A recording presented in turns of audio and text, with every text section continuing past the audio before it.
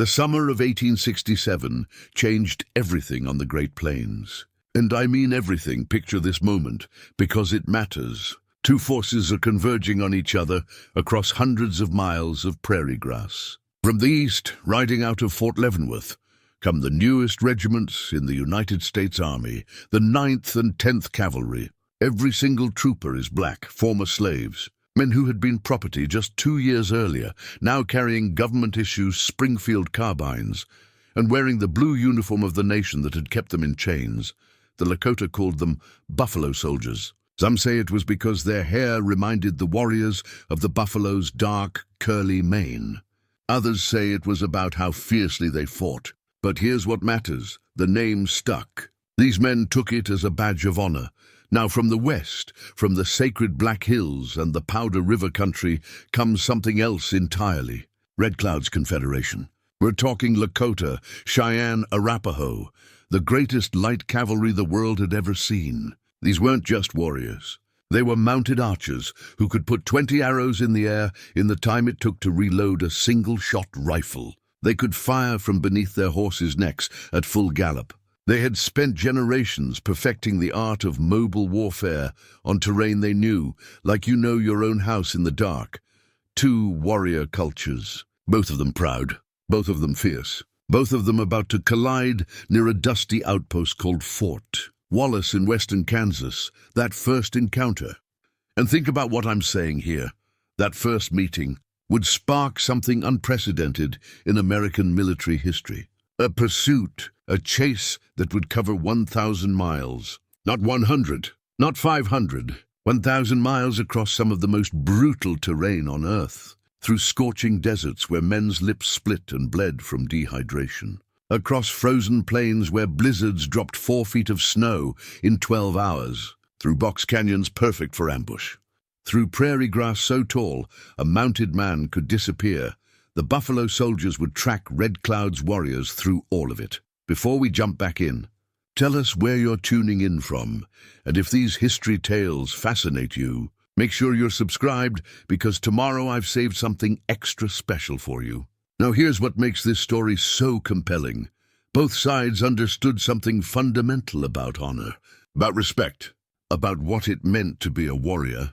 The Lakota and Cheyenne had their own codes, their own traditions going back centuries. Counting coup, touching a living enemy in battle that took more courage than killing from a distance. Vision quests, where young men hung from poles by hooks through their chest muscles, seeking spiritual power. These weren't just military tactics. This was their entire way of life. And the buffalo soldiers? They came from something else entirely. They came from slavery. From plantations where overseers had whipped their backs bloody. From auction blocks where their families had been torn apart and sold like livestock. Now they had rifles. Now they had horses. Now they had a chance to prove something to a nation that still doubted their worth. That's what was converging on Fort Wallace in the summer of 1867. Not just two armies, two entire worldviews about to test each other in the most absolute way possible. The stage was set. The warriors were ready, and the Great Plains were about to witness a pursuit so relentless, so determined, so brutal, that it would enter legend on both sides. What happened next would change both peoples forever. The thing about that summer of 1867, the thing that really matters, is that neither side truly understood what they were getting into. The buffalo soldiers thought they were just another cavalry unit being sent west to patrol the frontier. The Lakota and Cheyenne warriors thought these were just more bluecoats, no different from the others they had been fighting since the white settlers started pouring across their lands. They were both wrong. Fort Wallace sat in western Kansas like a stubborn statement of intent. It wasn't much to look at. A collection of rough wooden buildings surrounded by earthworks, standing alone in an ocean of grass. But it represented something that Red Cloud's Confederation understood perfectly well, the inexorable push of American expansion. Every fort was a marker, every patrol was a claim, every supply wagon was a declaration that the old ways were dying. The warriors had been raiding supply lines all summer. Hit-and-run tactics, the kind of warfare they had perfected over generations. Strike at dawn, when the soldiers were sleepy and disorganized. Take the horses, always take the horses. Scatter the supplies. Disappear before reinforcements could arrive. It was working. It had always worked. But something was different about these new soldiers. Private William Cathay, and we'll come back to that name later because there's a story there that'll surprise you. Private Cathay stood guard duty on a sweltering July night when the first war party probed the fort's defenses. He watched them come, silhouettes against the starlight, moving with a fluidity that made his breath catch. These weren't disorganized raiders. This was coordinated, sophisticated warfare. The Buffalo Soldiers had been training for 8 months at Fort Leavenworth. Endless drilling, learning to fight as cavalry in terrain that was nothing like anything most of them had ever seen. For men who had spent their lives in cotton fields or on plantations, the open prairie was alien territory. But they learned.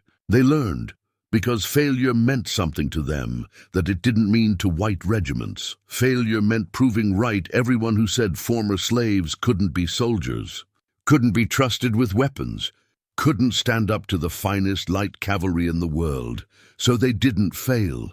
That first skirmish near Fort Wallace was brief. Probing attacks, testing defenses, the kind of engagement where both sides take each other's measure. But something happened that night that would echo through the months to come. A young Cheyenne warrior named Crooked Lance. He rode close enough to the fort's walls to be heard, close enough to see the faces of the soldiers, and he shouted something that the Buffalo Soldiers would remember for the rest of their lives. He called them slaves in blue coats, said they had simply traded one master for another. Asked them in broken English if they knew they were fighting to steal land for the same people who had once owned them. The thing is, he wasn't wrong. And everyone knew it.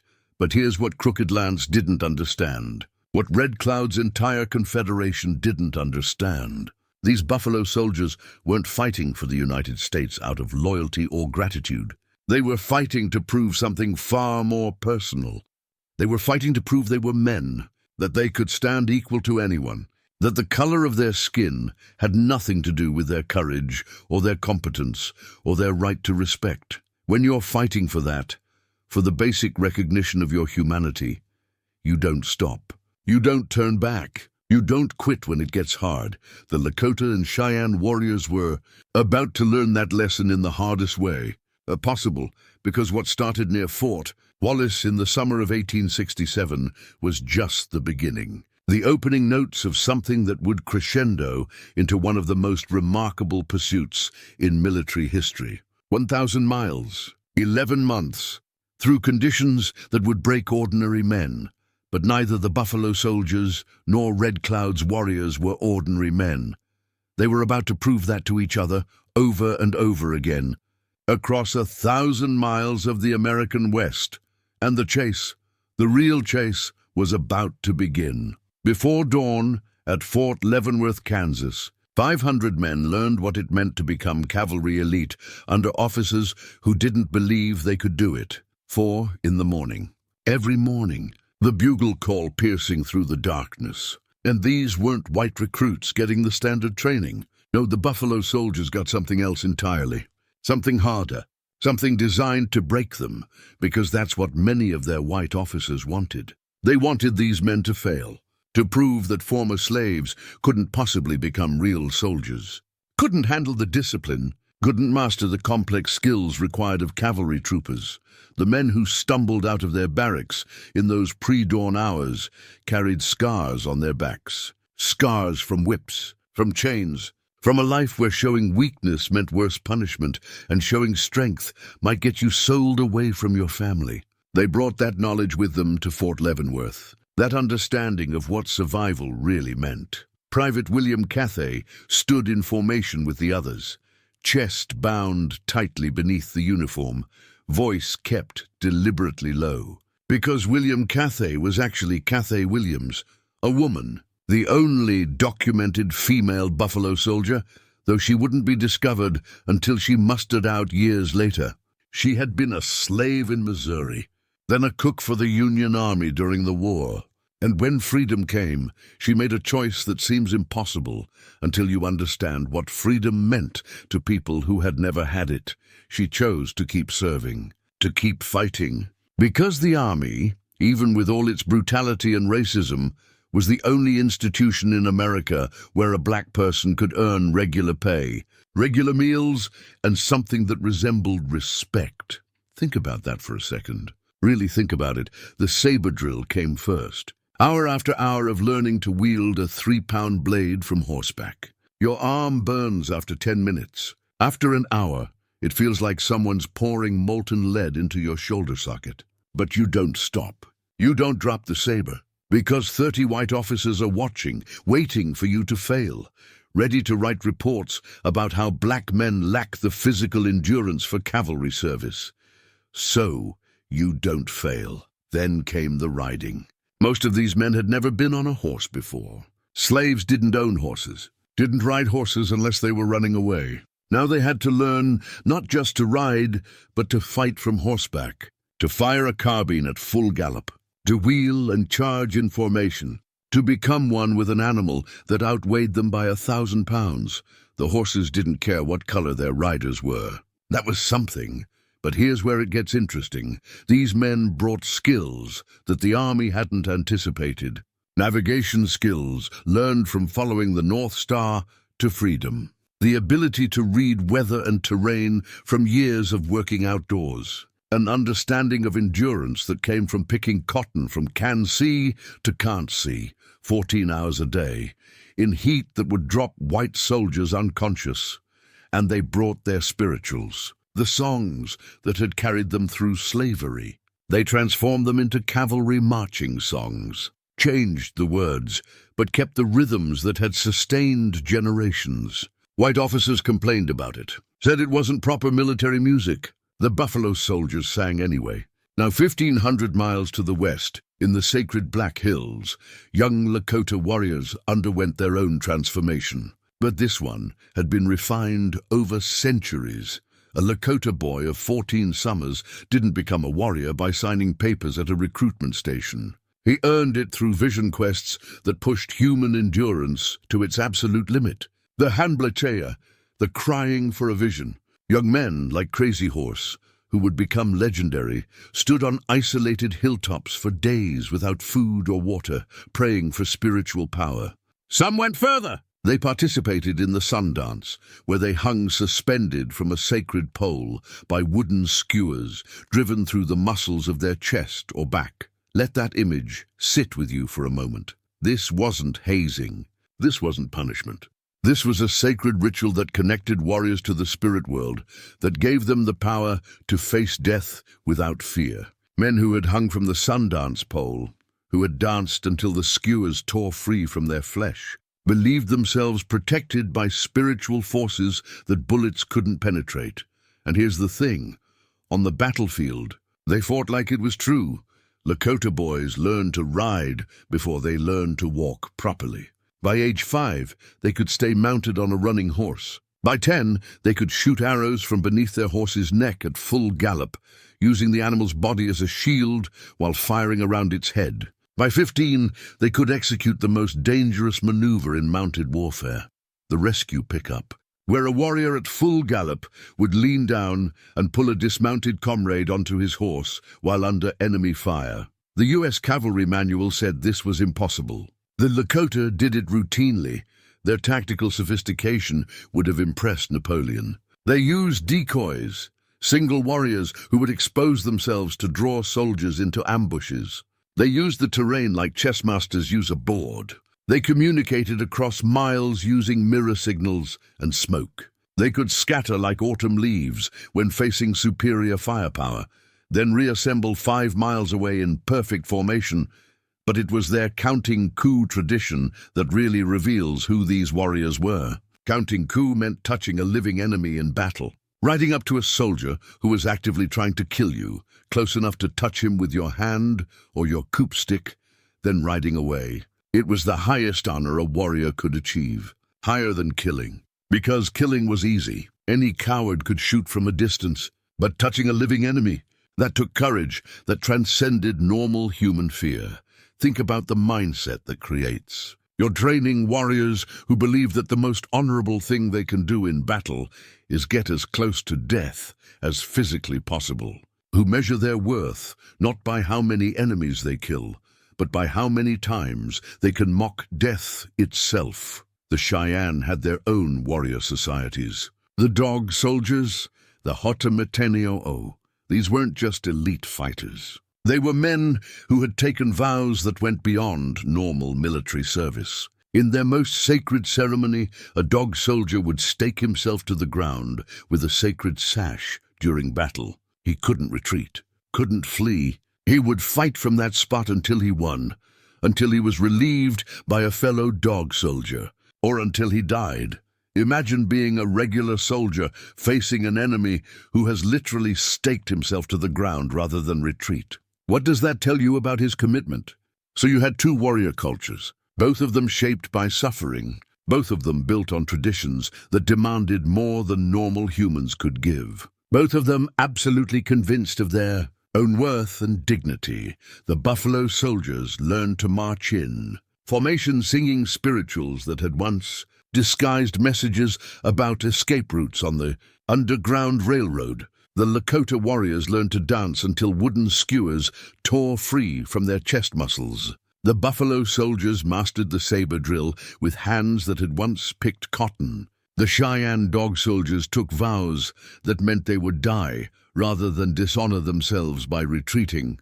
Different storms, different histories, different traditions, but here's what they had in common. Neither of them would break. Neither of them would quit. Neither of them would accept defeat as an option.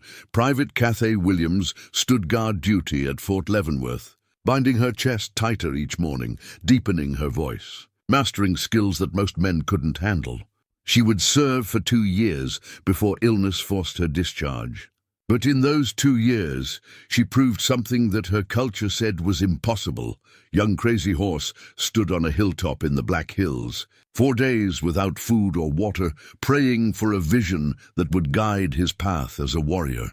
He would receive that vision, would see himself riding through enemy fire untouched, would see himself never taking spoils of war for himself. And he would live that vision until the day he died. Two peoples, two warrior traditions, both of them shaped by forces that would have broken lesser cultures. They were almost ready to meet each other on the field of battle. And when they did, the Great Plains would witness something that had never been seen before, a clash between two groups who simply could not conceive of surrender. The training was nearly complete. The warriors were almost ready. All that remained was for someone to light the match that would start the fire, the moon of red cherries. That's what the Cheyenne called July, the month when the chokecherries ripened on the bushes and the prairie grass stood tall enough to hide a mounted warrior. July 18th, 1868. Turkey Springs, Colorado Territory. A Buffalo Soldier supply convoy, 12 wagons, 35 men, moved slowly through country that made every trooper's neck prickle with awareness. This was ambush terrain, creek beds that could hide 50 warriors, ridges that offered perfect firing positions, tall grass that swallowed sound. Sergeant Emmanuel Stantz led the escort detail. 29 years old, born a slave in Louisiana, freed by the war, enlisted in the Ninth Cavalry. The day recruiting opened, because, as he wrote to his sister, "I would rather die a free man in uniform than live as anything less." He was about to get his wish tested in ways he couldn't imagine. The attack came at noon, when the sun was directly overhead and shadows disappeared. That's tactical sophistication right there. Attack when your enemy can't use shadows to judge distance or movement. Chief Tolbull's Dog Soldiers had been tracking this convoy for 2 days, studying its routine, learning its patterns, waiting for exactly the right moment. They hit like a thunderbolt. 70 warriors swept out of a creek bed, firing arrows and rifles, screaming war cries that froze blood. The Buffalo Soldiers formed a defensive circle. Textbook response, exactly what their training demanded. Wagons pulled together, men taking cover, returning fire. It was the standard plains warfare engagement that had been fought 100 times before. But then something different happened. Something that would change everything. The dog soldiers didn't just attack. They performed. As the buffalo soldiers fought to maintain their perimeter, warriors began riding in circles around them, close enough to be clearly seen, and they started to mock. Not just shout insults, they performed elaborate pantomimes of military drilling. They goose-stepped in exaggerated formation, whooping with laughter. They saluted each other with ridiculous flourishes. They marched back and forth in a parody of parade ground precision. And then Chief Tall Bull himself. You have to understand who this man was. Tall Bull was perhaps the most respected dog soldier chief, a man who had fought the U.S. Army for 15 years, who had earned his name by standing alone against a buffalo bull and killing it with his lance. This wasn't some young warrior showing off. This was a leader making a calculated statement. Tall Bull rode close enough that his words carried clearly to the soldiers. He shouted in English, broken but perfectly understandable, that the buffalo soldiers were slaves who had simply changed masters, that they wore blue chains instead of iron ones, that they fought to steal land for the same white men who had once owned them like cattle. He asked them, and this is what really cut deep, he asked them if their white officers would let them eat at the same table, sleep in the same quarters, be buried in the same cemeteries, the thing that made this devastating. He was absolutely right. But here's where Tall Bull made his critical miscalculation. He thought he was breaking their morale. He thought he was exposing a truth that would make these men question why they were fighting. What he actually did was something far more dangerous. He made it personal. The fight lasted 3 hours. The dog soldiers eventually withdrew, not defeated, but satisfied they had made their point. They had taken some horses. They had killed 3 soldiers. They had delivered their message of contempt. What they left behind was a powder keg. Sergeant Stance rallied his men, got the convoy moving again, made it back to Fort Lyon with most of his force intact. Militarily speaking, it was a successful defense against superior numbers. He would eventually receive the Medal of Honor for his actions that day, but something had broken inside these men. Not their courage, not their discipline, something else. 2 days later, another supply detail found what the dog soldiers had left behind. 5 soldiers who had been separated from the main convoy during the initial chaos. The warriors had caught them, and what they did to those bodies, I'm not going to describe it in detail. This is already grim enough. But understand that the bodies were arranged in a grotesque mockery of military formation, dressed in pieces of their own uniforms. Positioned as if they were on parade review. It was calculated humiliation, the kind of insult that goes beyond normal rules of warfare. When Sergeant Stance saw those bodies, men he had served with, eaten with, trained with, something fundamental shifted. The other soldiers felt it too. You could see it in their faces, hear it in how they stopped talking. The way they cleaned their weapons that night, methodically, silently, with a focus that bordered on religious. They understood something that Tall Bull hadn't anticipated. These men knew humiliation. They had lived with mockery their entire lives. They had been called property, called animals, called less than human. They had stood on auction blocks while white men examined their teeth like horses. They had watched their children sold away. They had been whipped for looking white men in the eye. They had joined the army specifically to prove they were done accepting that treatment. From anyone, the mockery at Turkey Springs wasn't breaking their morale. It was forging it into something harder than steel. Colonel Edward Hatch commanded the Ninth Cavalry. West Point graduate, veteran of the Civil War. A man who, unlike many of his peers, actually believed that black soldiers could be as effective as white troops if properly trained and led. When Stance reported what had happened at Turkey Springs, Hatch made a decision that would echo across the next 11 months. He authorized pursuit, not standard patrol operations, not punitive expedition with a defined endpoint.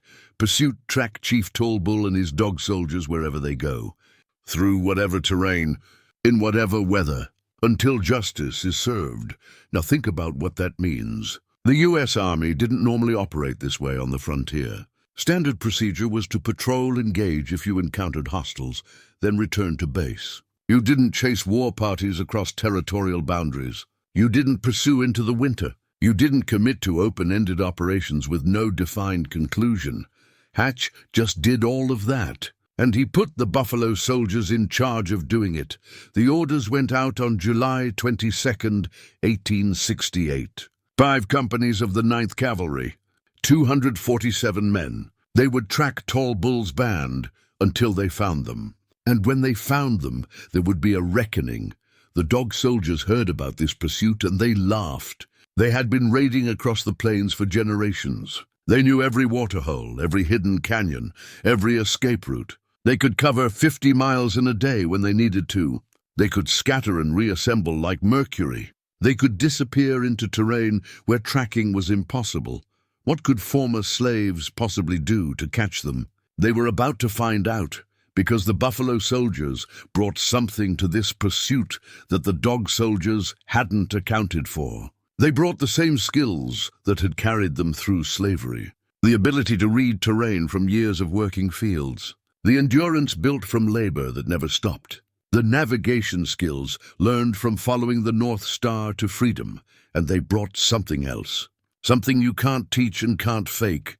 They brought a fury that would not be quenched. A determination that wouldn't accept defeat. A bone-deep understanding that this was about more than military operations or following orders. This was about respect. About proving that no one, not former masters, not hostile warriors, not anyone, would ever mock them again without consequences. Private Adam Payne, he was 22 from Georgia, had scars on his back from 15 years of slavery. He wrote to his mother the night before they rode out.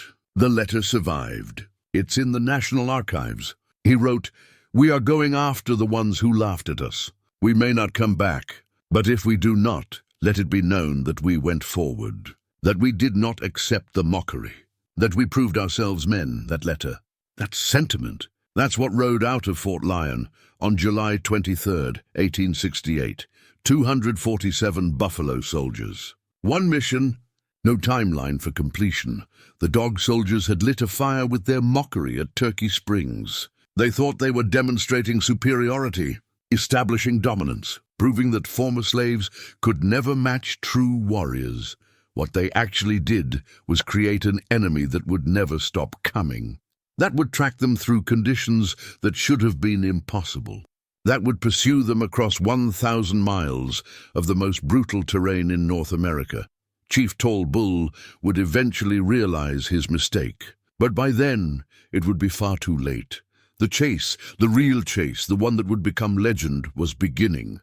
And out there on the prairie, the Buffalo Soldiers sang as they rode. Not military marching songs, not the ones the army had taught them. They sang spirituals, the songs that had carried their people through slavery. The songs about crossing over, about reaching the promised land, about freedom that couldn't be taken away. They sang about going home, but they were riding toward war. The dog soldiers were still laughing. They wouldn't be laughing much longer. September 18th, 1868. Eastern Colorado Territory. The first blizzard hit without warning. One moment the Buffalo Soldiers were tracking dog soldier signs across open prairie under clear skies. The next moment, the temperature dropped 30 degrees in an hour and the world disappeared behind a wall of white. This wasn't a gentle snowfall. This was a prairie blizzard, the kind that kills everything caught in the open. 4 feet of snow in 12 hours, wind so fierce it ripped buttons off uniforms. Cold that turned exposed skin black with frostbite in minutes. The dog soldiers had vanished into this storm. Their tracks disappeared under accumulating snow. Any sensible commander would have called off the pursuit, found shelter, waited for spring. The Buffalo Soldiers kept moving. Lieutenant Henry Flipper, the first black graduate of West Point, though that would come later, he wrote in his journal about what he saw that day. He wasn't with this particular patrol, but he interviewed survivors years later. He wrote, "They told me the cold was so severe that men wept, but the tears froze to their faces. Horses went lame, their hooves cracking in the frozen ground. Yet they did not turn back. To turn back was to admit defeat, and defeat was not an option they could afford." Think about that. Really visualize what that means. Your fingers are so cold you can't feel them anymore. You're riding through snow that comes up to your horse's chest. You can barely see the man riding 5 feet in front of you. Your lips are cracked and bleeding. Your beard, if you can grow one, is solid ice. The horse beneath you is shaking from cold and exhaustion. And somewhere ahead, in this frozen hell, are the warriors who mocked you, who called you slaves, who said you weren't real soldiers. You keep riding. The trail led north, then west, then south again in loops that would have confused a bloodhound. The dog soldiers were using every trick they knew, splitting into smaller groups, riding through streams to break their trail, doubling back on their own tracks, moving at night when tracking should have been impossible. But the buffalo soldiers had their own tricks. Skills learned from escape, from survival, from generations of people who had to read signs that meant the difference between freedom and recapture. They found broken twigs at heights that indicated wounded warriors. They read depth of hoofprints to estimate how many horses were carrying double weight, meaning warriors picking up their wounded. They learned to distinguish dog soldier ponies from wild horses by how they grazed and where they watered, and they learned from the enemy, started to anticipate tactics, began thinking like the warriors they pursued. By late September, both forces were locked in something that transcended normal military operations. This had become a deadly dialogue, a conversation conducted in blood and endurance. Near Beecher Island on the Arickaree River, that dialogue reached a crescendo that would become legendary. September 17th. A scouting party of 50 frontiersmen, not buffalo soldiers, but white scouts under Colonel George Forsyth, got caught in the open by 700 Cheyenne warriors. 700 against 50. The odds weren't just bad. They were impossible. The scouts made it to a small island in the river, barely a sandbar, really, and dug in. The siege lasted 9 days. 9 days under constant attack. When their horses were killed, they ate the meat raw because they couldn't risk fires. When they ran out of water, they dug holes in the sand and drank muddy seepage. When ammunition ran low, they pulled bullets from their dead to reuse the lead. And leading the warrior charges was Roman Nose. Now, Roman Nose deserves his own story. He was a northern Cheyenne warrior who stood 6 feet 3 inches tall, enormous by the standards of his people. He wore a war bonnet so magnificent that eagle feathers trailed behind him all the way to the ground when he rode. The Cheyenne believed he possessed powerful medicine that made him bulletproof in battle. But there was a catch. His protection only worked if he followed certain rituals. If he ate food touched by metal utensils, the medicine was broken. The morning of the attack, Roman Nose had eaten bread from a metal pan. His protection was compromised. The other warriors knew it. Roman Nose knew it. He charged anyway. Hour after hour, Roman Nose led his warriors against the island's defenses. 50 men with rifles against 700 warriors. The mathematics should have been simple. The scouts should have been overrun in the first hour, but they held. They held because they had no choice. They held because surrender meant death. On the 3rd day of the siege, Roman Nose made his final charge. He rode straight at the island defenses, war bonnet streaming behind him, and a buffalo soldier scout named Reuben Waller. He had joined the White Scouts as a tracker. Reuben put a bullet through Roman Nose's spine. The great warrior fell from his horse and died that night. With Roman Nose dead, the siege continued, but the heart had gone out of the attacks. The warriors maintained the perimeter, but the frenzied charges stopped. On the 9th day, relief forces arrived and the Cheyenne melted away. Beecher Island taught both sides something crucial.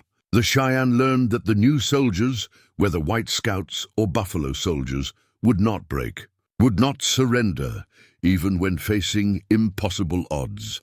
The Buffalo soldiers learned something else. They learned that they could match the greatest light cavalry in the world, that determination and discipline could overcome superior numbers, that the color of their skin had nothing to do with their courage. The pursuit continued. South into Texas, west into New Mexico territory, north back into Colorado. A wandering, relentless chase that covered territory that maps hadn't even properly surveyed yet. October brought different challenges. The staked plains, the Llano Estacado, a flat expanse of nothing where the horizons stretched to infinity in every direction. No trees, no landmarks, no water except alkali pools that would kill you if you drank them. Temperatures that reached 120 degrees in the shade. Except there was no shade.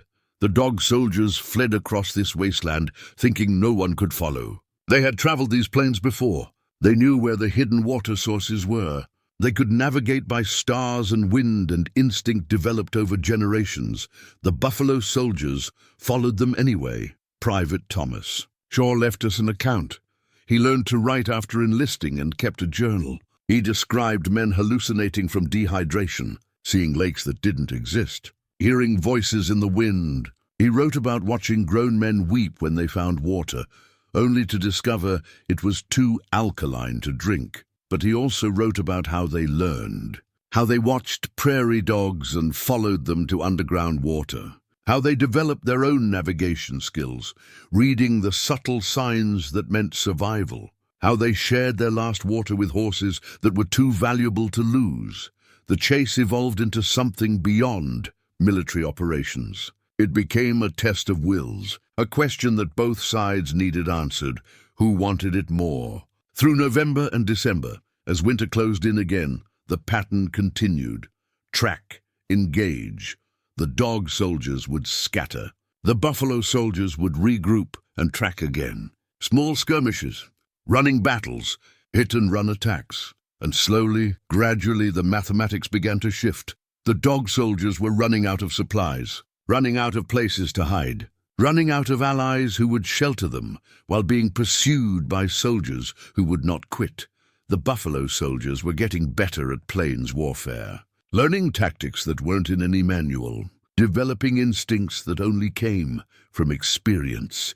The Cheyenne warriors began to notice something unsettling. These buffalo soldiers had started to mimic their bugle calls perfectly. The warriors would hear cavalry signals in the distance and respond, only to ride into ambushes. The hunters were learning from the hunted. Private Adam Payne, remember him from Georgia, who wrote his mother before they rode out. He wrote another letter in December. It survived too. He wrote, "I finally understand what freedom truly costs. Not just in blood, but in becoming the very thing you once feared. We have become relentless. We have become unstoppable. I'm not certain this is what Mother prayed for when she prayed for my freedom, but it is what freedom requires." That's the truth that neither side wanted to acknowledge. This pursuit was changing everyone it touched. The buffalo soldiers were becoming hardened veterans who could track across any terrain in any weather. The dog soldiers were learning that their old ways of warfare had met an enemy that those ways couldn't defeat. By January 1869, the pursuit had covered over 800 miles. Both forces were exhausted. Both had lost men. Both knew that this couldn't continue forever, but neither would quit. The dog soldiers moved north toward the Platte River, trying to find sanctuary among other Cheyenne bands, trying to rest and resupply, trying to escape soldiers who had been chasing them for 6 months through conditions that should have killed everyone involved. The buffalo soldiers followed. Through frozen rivers, across mountains where the altitude made horses stagger, through snowstorms that buried entire camps overnight.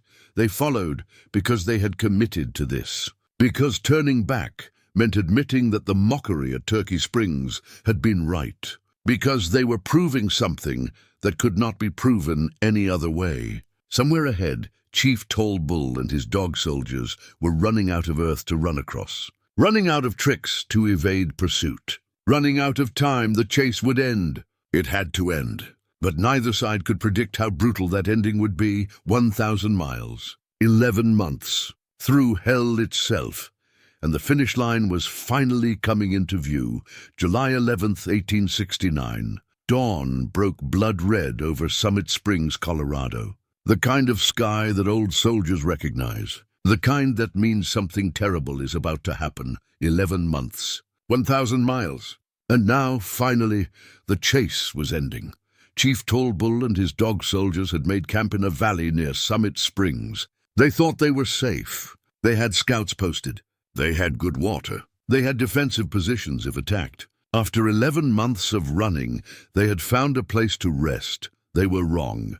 Major Eugene Carr commanded the 5th Cavalry, but his force that morning included elements from multiple units. White cavalrymen, Pawnee scouts who had their own ancient grudges against the Cheyenne, and 2 companies of buffalo soldiers from the 9th Cavalry who had tracked Tall Bull for 11 months across territory that most maps still labeled as unexplored. 500 soldiers total, converging on a camp of about the same number: warriors, women, children, elders, the entire dog soldier band. Everything they had left in the world. The buffalo soldiers had ridden through the night to get into position. No fires, no talking, moving silently across prairie grass still wet with dew. These weren't the same men who had left Fort Lyon 11 months earlier. Those men had been former slaves learning to be soldiers. These men, the ones approaching Summit Springs as the sun rose.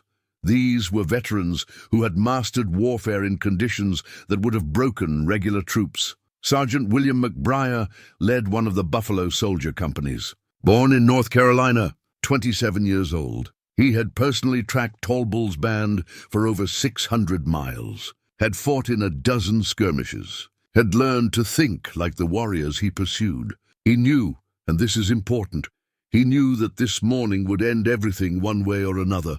Major Carr gave the order at dawn. The charge. 500 horsemen swept down on Summit Springs like a black thundercloud. The sound alone must have been apocalyptic. 2,000 hooves hitting earth, men screaming, bugles blaring, the kind of sound that reaches down into your spine and turns your guts to water. The dog soldiers were caught completely by surprise, and understand what that meant for warriors who had spent 11 months evading pursuit, who had survived by being constantly alert, by never letting their guard down. The fact that they were surprised here at this moment tells you how exhausted they were, how close they had been pushed to their breaking point.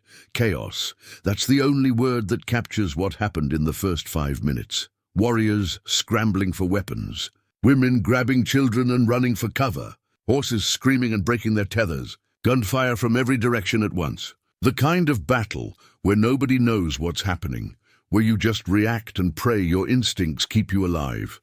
But here's where the 11 months of pursuit showed their impact. The Buffalo Soldiers didn't panic, didn't break formation. They had been in too many fights, had faced death too many times. They moved with a precision that came from experience bought with blood.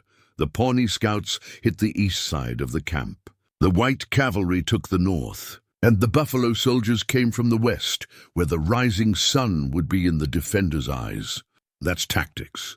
That's what veterans understand. Chief Tall Bull, the man who had mocked the Buffalo Soldiers at Turkey Springs 11 months ago, he stood in the center of camp, directing the defense. He wasn't running, wasn't hiding among the women and children. Whatever else you might say about Tall Bull, understand this: he was a warrior to his core. He had led his people for 15 years against the U.S. Army. He had earned his reputation through courage, not cruelty, and now he faced the consequences of underestimating men he had thought were beneath him. The battle compressed into smaller and smaller pockets of resistance. The dog soldiers who could fight formed defensive positions, but they were outnumbered, outgunned, and after 11 months of running they were exhausted. Tall Bull held the center with perhaps 40 warriors. His wife was there, his son, the core of what remained of the dog soldier society. They formed a circle and fought like demons. For an hour, maybe 90 minutes they held, turned back 3 charges, killed their share of attackers. Sergeant McBriar's company took casualties trying to break that circle. 2 men dead, 5 wounded. The Buffalo Soldiers pulled back, regrouped, came at it from a different angle. This was the moment, the culmination of everything. 11 months of pursuit came down to this one circle of warriors who would not surrender. Think about what was going through McBriar's mind. He was facing the man who had started all of this, the chief who had mocked Buffalo Soldiers at Turkey Springs, who had said they were slaves in blue coats, who had laughed at them. The Buffalo Soldiers charged again. Tall Bull went down with a bullet through his chest. Sergeant McBriar fired the shot. That's in the official records. One moment the chief was standing, rifle speaking death. The next moment he was falling, and everything changed. With Tall Bull down, his wife did something that still haunts the historical record. She shot herself. Rather than face capture, rather than become a prisoner, she chose death on her own terms. Their son, 12 years old, maybe 13, he disappeared in the chaos. Some accounts say he was killed. Others say he escaped. There are stories that surface decades later about a ghost dancer in the 1890s who claimed to be Tall Bull's son. We'll never know for certain. The circle broke. The remaining dog soldiers scattered. Some fought to the death, some tried to flee and were run down. Some surrendered. The battle lasted 4 hours total, but the actual fighting was over in 2. The Buffalo Soldiers had won. They had tracked their enemy for 11 months and 1,000 miles, and they had won. But as the sun rose higher and the gunsmoke cleared, something became obvious. Something that changed how everyone felt about the victory, the cost. 52 Cheyenne warriors dead. Tall Bull among them, but also 17 women. 9 children, not killed in the heat of battle. Some of them, yes, but others, and this is where it gets ugly, others killed by soldiers who couldn't stop, who had been pushed too far, who had held onto their fury for so long that when they finally released it, they couldn't control it. The Buffalo Soldiers hadn't done most of the killing of non-combatants. That was primarily the Pawnee Scouts, who had their own generational hatreds. But some Buffalo Soldiers participated, and more importantly, none stopped it. Private Thomas Shaw, remember him, the one who kept the journal? He wrote that night about what he saw, about how victory tasted like ashes, about how he had wanted justice for Turkey Springs, but this wasn't justice. This was just more death. He wrote, "We proved we were warriors. We proved we could match the finest cavalry in the world. We proved we could endure anything. But I wonder now what we have become in the proving." That's the truth that nobody wanted to face. The pursuit had achieved its objective. The dog soldiers who mocked the Buffalo Soldiers at Turkey Springs had been found, had been defeated, had been destroyed. But the Buffalo Soldiers who rode away from Summit Springs weren't the same men who had ridden out of Fort Lyon 11 months earlier. They had been forged into something harder, something colder, something that could pursue an enemy for 1,000 miles and never quit. They had proved everything they set out to prove, and lost something in the process. Major Carr wrote his official report that evening, praised the courage of all his troops, recommended multiple soldiers for medals, made it sound like a clean military victory against hostile forces. But Sergeant McBriar wrote a letter to his mother that told a different story. He wrote about Tall Bull's wife shooting herself, about the son who disappeared, about the children's bodies, about how empty victory felt when you achieved it, through becoming the very thing you had once feared, relentless and merciless. The dog soldiers as a military force were finished, broken, scattered to reservations or dead. Their way of life, which had existed for centuries, ended at Summit Springs on July 11th, 1869. The Buffalo Soldiers had proved themselves, had shown they could fight and win against the finest warriors in the world, had earned the respect they sought. But respect, they were about to discover, wasn't the same thing as equality, wasn't the same thing as justice, wasn't the same thing as the freedom they thought they were fighting for. Both sides had lost something at Summit Springs, something that couldn't be measured in casualty reports or official commendations.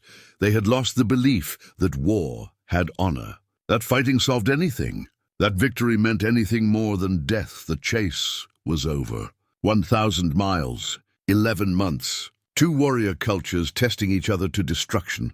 And in the end, both of them broke. The medals arrived. 6 months after Summit Springs, 23 Buffalo Soldiers received the Medal of Honor for actions during the 11-month campaign. 23. That's more than any other regiment received during the entire Indian Wars period. Sergeant Emmanuel Stantz, Sergeant William McBriar, Private Adam Payne, men who had tracked enemies across 1,000 miles, who had fought through blizzards and deserts, who had proved beyond any shadow of doubt that they were elite soldiers. The medals came in wooden boxes, breast stars hanging from blue ribbons, the highest military honor the United States could bestow. Those same soldiers couldn't eat in most restaurants near their own forts, couldn't vote in most of the states they had fought to protect, couldn't be buried in white cemeteries when they died. Think about that paradox. Really let it sink in. You're decorated for extraordinary heroism. The nation officially recognizes your courage, pins a medal on your chest that says you're among the bravest soldiers America has produced. And then that same nation tells you that you still can't drink from the same water fountain as white people. Sergeant Emmanuel Stantz found that out the hard way. April 18th, 71. Just 2 years after Summit Springs. Stantz was traveling through Nebraska, still in uniform, still on active duty, Medal of Honor on his chest, when he stopped at a restaurant in a small town outside Fort Robinson. He was hungry. He had money. He was a decorated soldier. The owner refused to serve him. An argument started, voices raised, and then someone, witnesses never agreed on who, someone pulled a gun. When the shooting stopped, Sergeant Emmanuel Stantz lay dead on the floor of a restaurant that wouldn't serve him food. He was 32 years old, had survived 11 months tracking the deadliest warriors on the plains, had earned the Medal of Honor for extraordinary valor, and he died because he tried to eat lunch in Nebraska. No one was ever prosecuted for his murder. The official report called it an unfortunate altercation. The Army held a quiet funeral and moved on. That's what the Buffalo Soldiers discovered about their victory at Summit Springs. They had proved their courage, their competence, their right to be considered elite soldiers, and none of it mattered to the nation they had served. Private Adam Payne lived longer, made it to 1903 before old age, and the lingering effects of frostbite from that September blizzard finally killed him. He spent his last years on a small farm in Kansas, living on a military pension that paid him $13 a month. $13 for a Medal of Honor recipient. He was buried in a segregated cemetery. His Medal of Honor was stolen from his home 3 months after his death, probably sold for scrap brass. His grave marker was a simple wooden cross that rotted away within a decade.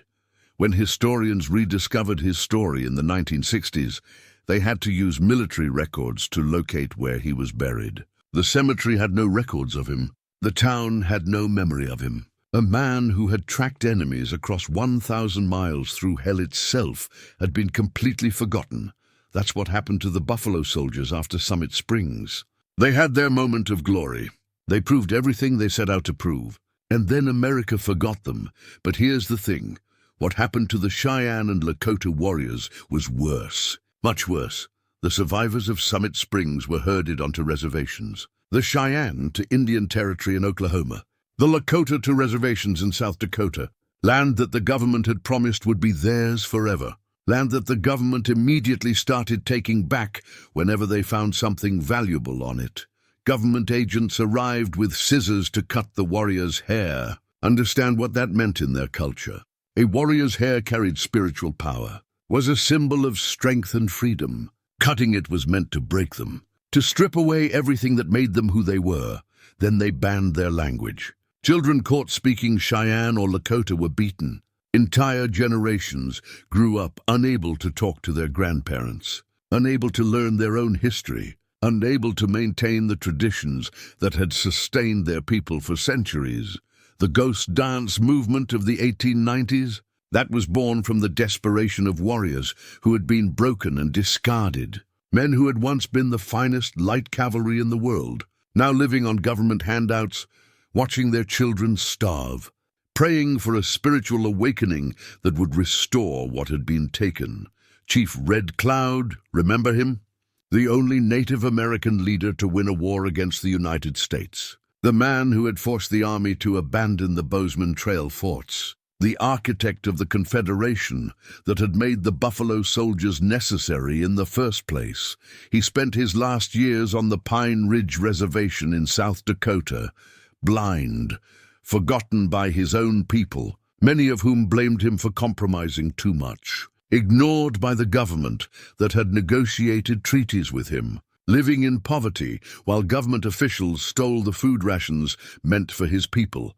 He died in 1990, 9 years old, one of the greatest military minds of his generation.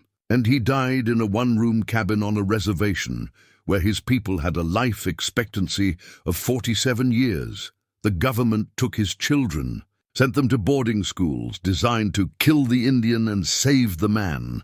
That was the actual motto. Carlisle Indian Industrial School in Pennsylvania. They cut the children's hair, dressed them in Victorian clothes, beat them if they spoke their native language, forced them to take Christian names. Some of those children were grandchildren of warriors who had fought at Summit Springs, children of the men who had counted coup and danced the sun dance and believed themselves protected by spiritual power. Now they were being taught that their entire culture was savage, primitive, something to be ashamed of. Fast Thunder.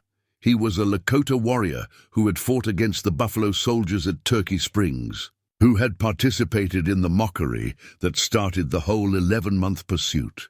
He survived Summit Springs because he had been out hunting when the attack came, returned to find his wife and daughter among the dead. He was sent to Pine Ridge Reservation, lived there for 40 years, watched his remaining children die from diseases that white doctors could cure but wouldn't treat in native patients, watched his people starve while government agents sold their food rations for profit, watched everything he had fought for turn to dust. In 1908, reporters visited Pine Ridge to interview survivors of the Indian Wars. They found Fast Thunder living in a canvas tent because the government housing promised by treaty had never been built. He was 63 years old, could barely walk from old war wounds that had never healed properly, surviving on government handouts that arrived irregularly and half-spoiled. The reporters asked him if he regretted fighting against the United States. Fast Thunder answered in English. He had learned it in the 40 years since Summit Springs, though he had hidden that knowledge for decades. He said, "I regret that we did not fight harder, that we did not understand soon enough that we were not fighting just soldiers. We were fighting an entire nation that wanted us erased." That's what both sides learned in the years after Summit Springs. The Buffalo Soldiers learned that proving their courage meant nothing in a nation built on racism. The Cheyenne and Lakota learned that proving their military prowess meant nothing when facing an enemy with infinite resources and no concept of honor. Both warrior cultures had been used by the United States, used against each other, and then discarded when they were no longer needed. The food rations on the reservations were deliberately kept insufficient. Government policy. Keep the Indians weak and dependent. Make sure they couldn't rebuild their strength. Make sure they couldn't resist. Children went to bed hungry every night, while government agents wrote reports about the necessity of civilizing the savage races. Meanwhile, the Buffalo Soldiers who survived the Indian Wars found themselves increasingly sidelined, sent to the worst postings, given the hardest assignments, denied promotions that went to less qualified white soldiers. The army was happy to use them when they needed fighters who could endure harsh conditions. But they weren't happy to treat them as equals. Cathay Williams, remember her? The woman who disguised herself as Private William Cathay and served in the Buffalo Soldiers. She was discharged in 1868 after her gender was discovered. Spent the rest of her life working as a cook and laundress. Died in poverty in 1900. Was buried in an unmarked grave. Her story was completely forgotten until historians rediscovered documents about her in the 1970s. A woman who had served in one of the most elite cavalry units in American history, who had proved that gender, like race, had nothing to do with courage or competence. And America forgot her for 100 years. That's the real aftermath of Summit Springs. Both sides proved their worth. Both sides demonstrated extraordinary courage. Both sides showed that they could endure conditions that would break ordinary humans, and neither side got anything for it except suffering. The medals were real. The commendations were official. The military records documented extraordinary service. But none of it translated into respect, into equality. into the basic human dignity that both buffalo soldiers and native warriors had been fighting for all along. Private Thomas Shaw, the one who kept the journal, who wrote about victory tasting like ashes, he survived until 1918, 50 years after Summit Springs, long enough to see America enter World War I, long enough to see the next generation of black soldiers prove themselves all over again in a different war. Long enough to watch history repeat itself, he wrote a final entry in his journal 3 days before he died. It's preserved in the Smithsonian now. He wrote, "We proved we were warriors. We proved we could match anyone. We proved we deserved respect. And America ignored everything we proved because America never intended to respect us in the first place." The same is true for the warriors we fought against. We were both fools, killing each other for a nation that despised us both. That's the bitter truth that emerged from Summit Springs. The 1,000-mile pursuit, the 11 months of hell, the victory that cost both sides everything. They had been turned against each other by forces that saw them both as expendable, as tools to be used and discarded. The buffalo soldiers fighting to prove they deserved freedom, the dog soldiers fighting to preserve freedom they already had, both fighting for the same thing, just from different sides. And in the end, neither got it, the ashes of honor. That's what remained after Summit Springs. Both sides had honor. Both sides proved it beyond question. And both sides discovered that honor meant nothing in a nation that had already decided they were inferior. The medals gathered dust. The warriors grew old on reservations. The buffalo soldiers faced discrimination that their heroism couldn't overcome. And America moved on, building railroads and cities and farms on land watered with blood that should never have been shed. That's the real story of Summit Springs. Not the glory, not the victory, but the bitter aftermath, when both sides realized what their courage had purchased. Nothing but graves and broken promises and memories that nobody wanted to remember. Trans-Mississippi Exposition, Omaha, Nebraska. 1910, 41 years after Summit Springs. A lifetime for most people. But for the old men gathering at this exposition, it felt like yesterday. The exposition was one of those grand celebrations that America loved in the early 1900s. A showcase of progress. Exhibits about farming technology and railroad expansion and industrial might. A celebration of how the nation had conquered the West, and as part of that celebration they brought in the survivors, veterans of the Indian Wars, both sides, put them on display like museum pieces, living relics of a time most Americans wanted to remember romantically and forget honestly. Private Samuel Woods shuffled through the exposition grounds with a cane made from an old cavalry saber. He was 73 years old. His back still carried scars from slavery. His shoulder still ached from the 3 arrows that had gone through it at Turkey Springs. He wore his Medal of Honor on his chest because the exposition organizers had asked him to.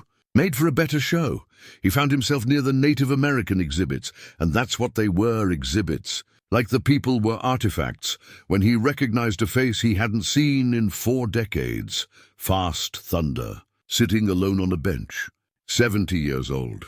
Face weathered like old leather, wearing traditional Lakota clothing that the exposition organizers had provided because tourists expected Indians to look a certain way. Fast Thunder's actual clothing, work pants and a simple shirt, wasn't exotic enough for the paying crowds.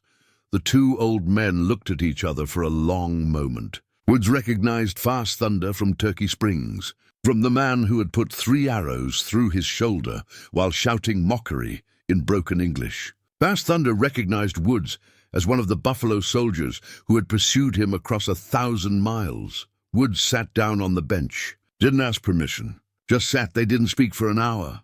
Just sat there together while exposition crowds walked past, pointing at the old Indian and the old black soldier like they were part of the exhibits. Finally, Fast Thunder spoke. In perfect English. Not broken, not accented, perfect. He said, "We were both fools, fighting each other while the real enemy watched and laughed." Woods was quiet for another minute.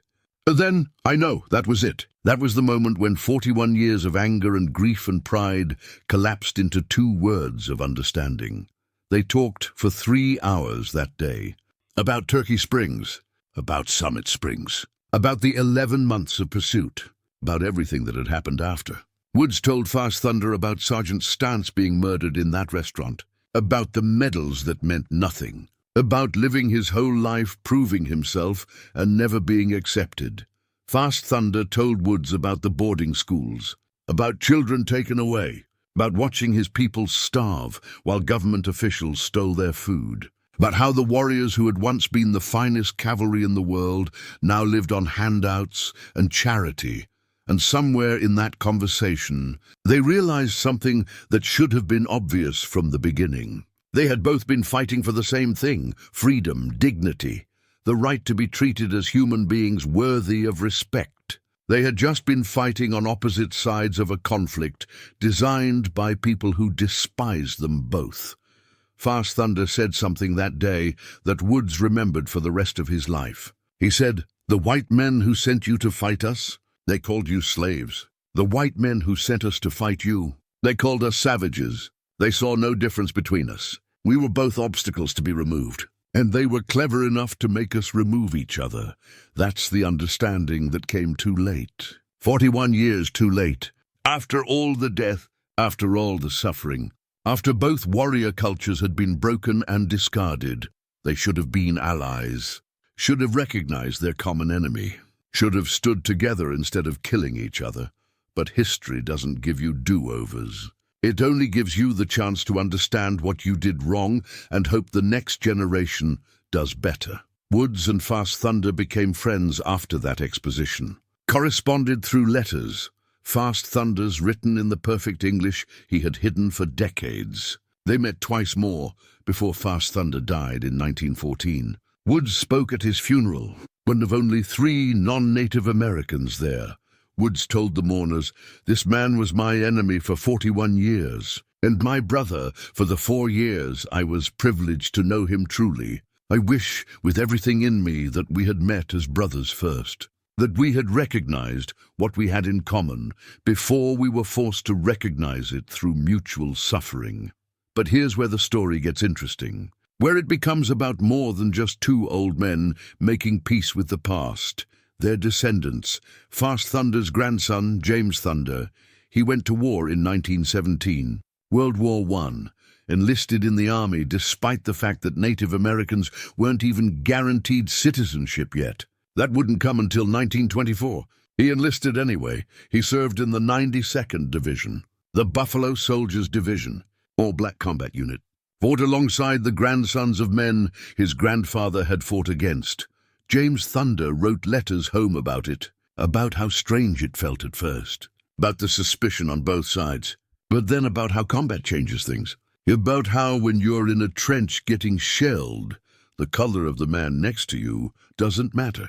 What matters is that he'll fight beside you, that he won't abandon you, that he understands what it means to keep going when everything says to quit. He wrote, "Grandfather told me that he had learned too late that he and the Buffalo Soldiers were natural allies. I am learning that lesson early, and I will carry it home."